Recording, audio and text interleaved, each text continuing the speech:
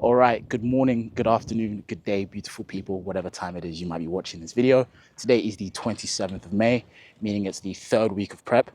I actually did record this video last week, but I hated it, so I just deleted it. I'm doing it again, back and better. This morning I was 88.9 kilo, still dropping down like literally nearly 1 to 2 kilos a week. My diet actually has changed since the last video.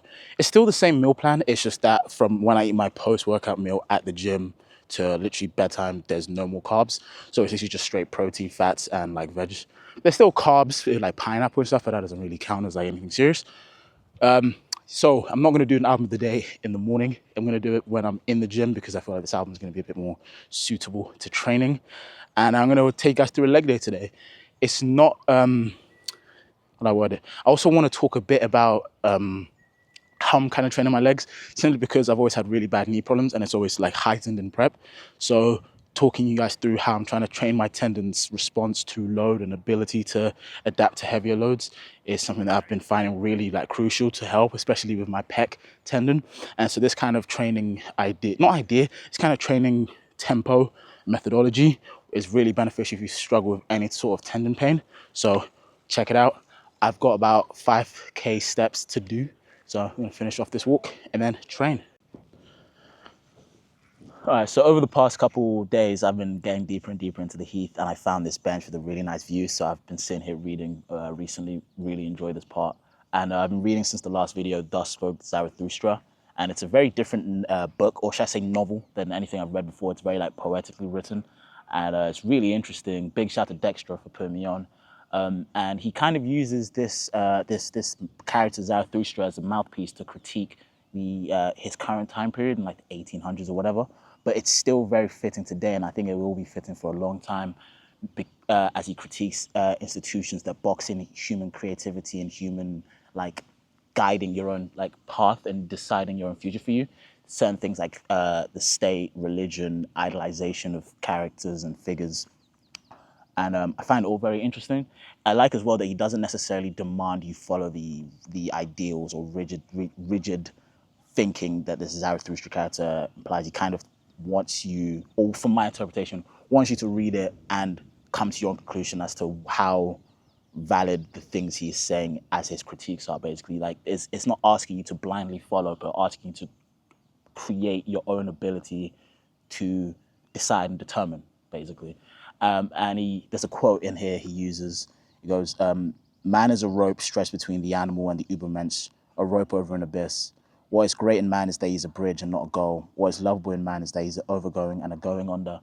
And I find that metaphor to be really powerful because, first off, he uses this Übermensch. He constantly talks about this Übermensch ideal as like to say that humankind as we exist now is not a final stage of evolution, and the Übermensch is humanity in its best when we're able to have complete self-mastery and self-determination as to how our future goes and how we're able to, I don't know how to word this, free ourselves from rigid ideals that are placed upon us without following just because it is the status quo of like religion or state or what your family did before you.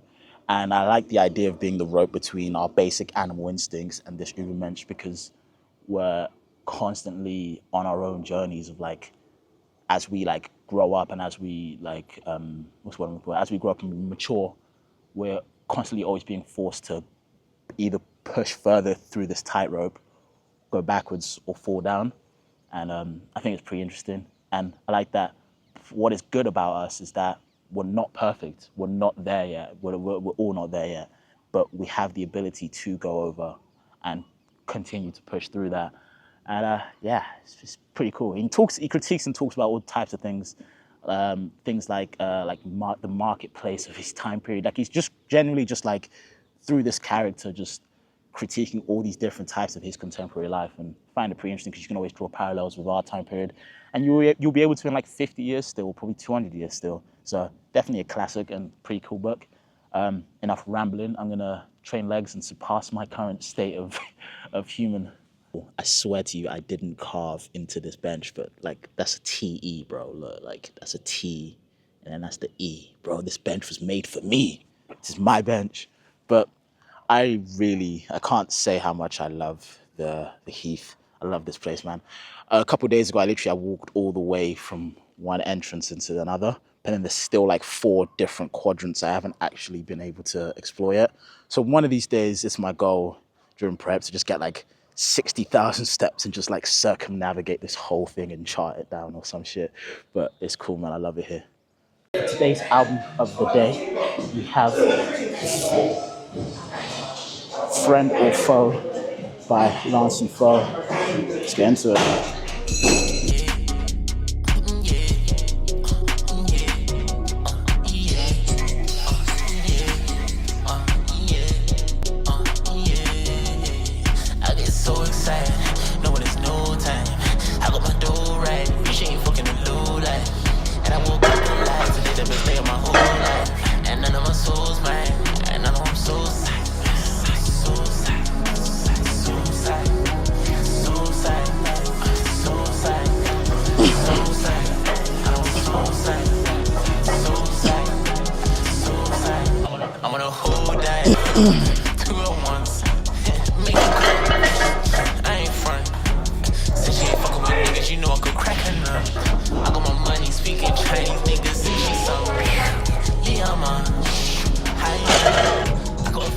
So the first sample actually did end up coming through, and I think it's really cool, like the logo is like embossed on and all that.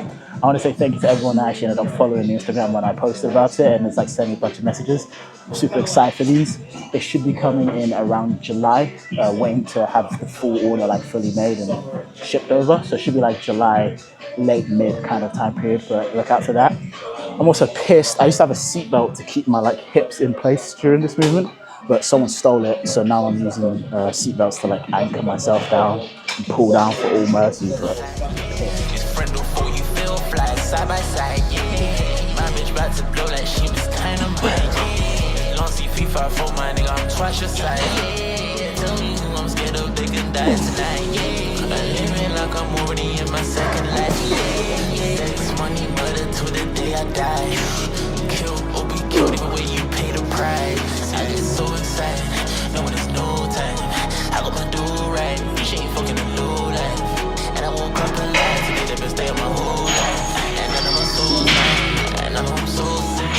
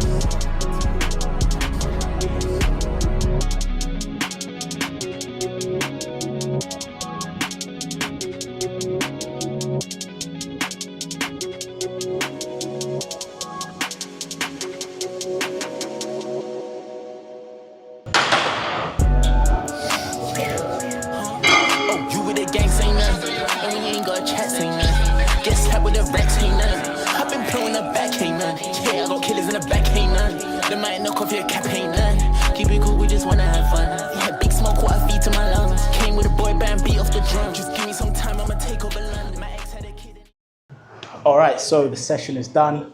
Don't think about copying this leg day to have quads like me, because honestly, like, my quads are mainly down to genetics, like the shape of it all. But obviously the same things still apply, like the same core movements anyone can do to grow good legs. But let's check the quad pumps, see if they've disappeared since the last time I might have trained legs. And what we saying, chat? Are they gone? Bro, I swear, in my head, I think, bro, my quads have shrunk, but it's definitely just body dysmorphia. New low, are the glutes in? Oh, they're kind of coming in a little bit. Fucking hell, enough showing my ass. But yeah, the pump's fucking decent.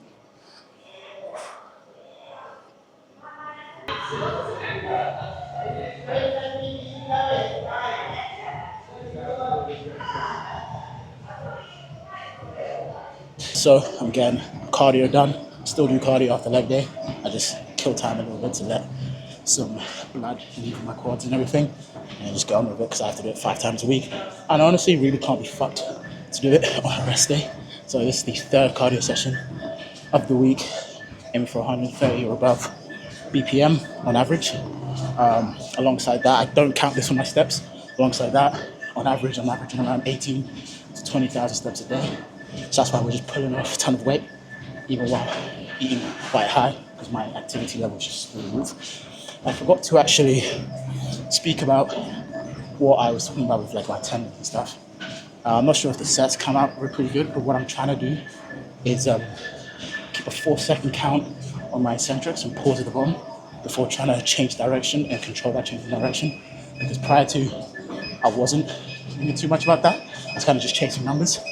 And a couple months ago, it was actually almost impossible for me to get out of bed, put my socks on without like extreme pain. And there was one session I was loading up. And I was like, if I do this set, someone's gonna tear. Like, it was crackling, it was awful. So I've tried to strip down weight and focus on my tendon's response to load, trying to keep the pain during my session, immediately after and the day after, all below like a 5 out of 10, whilst building the load back up. So my tendon being adapting to the load, because you don't want to end up in what I was, which is like a boom bust cycle, when it gets super strong, fuck your tendon, you go, okay, let me drop the load, and then when your knees feel better or when your tendon feels better, you load back up, you get as strong as possible, boom, and it was like it's cyclical. So I'm trying to have a bit more of a tempered approach. Like, I've been using 8 plates now for a good couple of weeks, and I'm really just trying to get that tempo to 200% and make sure my tendons, before I move on, stays in like the 2 out of 10. Right now it's probably like a 4, so I still have a while to go before they're fully adjusted. And that's the kind of thing I'm trying to go for, and they've never felt better. Alongside that, I'm also doing like isometrics and slow eccentrics for my warm-ups, and also like almost every other day that's not a leg day. But yeah, that's about it. I'm gonna end the video here. Got 40 minutes to do, I'm about 20 minutes deep. Thank you so much for watching, fucking with me. If you wanna share. If you wanna do what you wanna do, like, comment, do that. Thank you for watching. Peace out.